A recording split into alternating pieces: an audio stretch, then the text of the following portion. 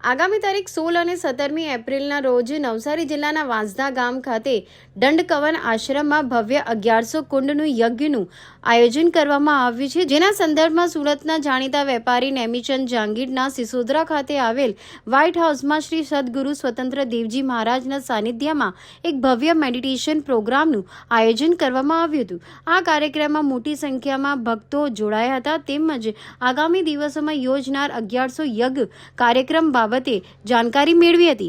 નેમિચંદ જાંગીડ દ્વારા આ ભવ્ય નિર્માણમાં સહભાગી બન્યા છે અને આ મેડિટેશનનું આયોજન તેમના દ્વારા કરવામાં આવ્યું હતું।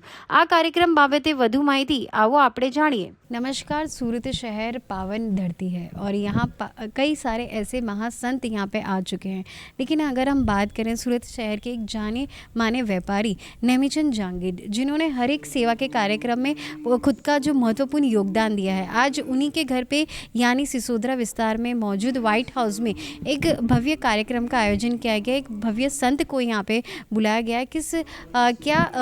क्या विशेषताएँ हैं इस कार्यक्रम की? कौन ऐसे महासंत हैं जिनको यहाँ पे सुनने के लिए काफ़ी संख्या में जो है उनके जो भक्त हैं वो यहाँ पे आए हैं। आयोजक नेमिचंद जांगीड के साथ उनके साथ जो है उनसे हम बात करेंगे। जी, आपका नाम? नमस्ते, હું નીલકંઠ બારોટ। આજે અહીં વાંસદા દંડકવન આશ્રમ ખાતે 16 અને 17મી એપ્રિલે જે 1100 કુંડી મહાયજ્ઞ થવા જઈ રહ્યો છે, એ યજ્ઞના પ્રણેતા સ્વતંત્ર દેવજી મહારાજ આજે અહીંયા ઉપસ્થિત છે અને આજે એમની વાણીનો અમે સૌ લાભ લઈ રહ્યા છીએ। વિશ્વ શાંતિ માટેનો આ મહાયજ્ઞનું આયોજન કરવામાં આવ્યું છે અને આ યજ્ઞમાં તમામ લોકો જોડાશે। જી, કેટલું જરૂરી બની જાય છે જ્યારે ભક્તો સાથે એક પાવન વસ્તુનું ઉદ્ઘાટન થતું હોય છે?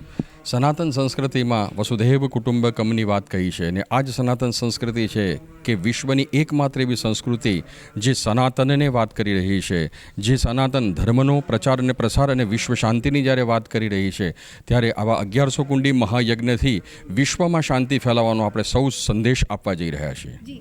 જી, જ્યારે એક વેપારી જ્યારે આમાં પોતાનું મદદ આપતા હોય છે, આજે તમે એક વ્હાઇટ હાઉસ ખાતે મોજૂદ છો, નેમિચંદ જાંગીડ જે સેવાના કાર્યકર દિવ્યાંગો માટે ઘણું બધું કામ કરી રહ્યા, શું કહેશો આવા માણસો માટે ને બીજા અન્ય મનુષ્યને પણ શું સંદેશો આપશો? આ ભારતની ભૂમિ સનાતનની ભૂમિ છે અને એ જ સનાતનના આવા સપૂત છે કે પોતાના વેપાર ધંધામાં એ પોતે સફળ થયા છે, પરંતુ એને પોતાની સંસ્કૃતિ ભૂલી નથી।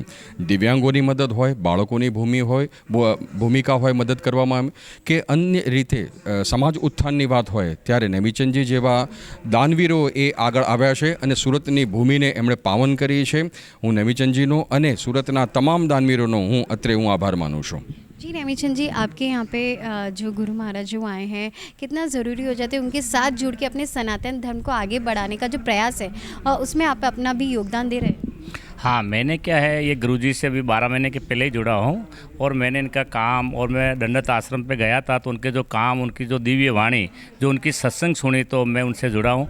और मैं यहाँ पे 25,000 कुंड का यज्ञ हुआ था काशी में, मैं वहाँ भी गया था। वहाँ पे कम से कम 5 लाख आदमी आए और इतना शांति से यज्ञ हुआ।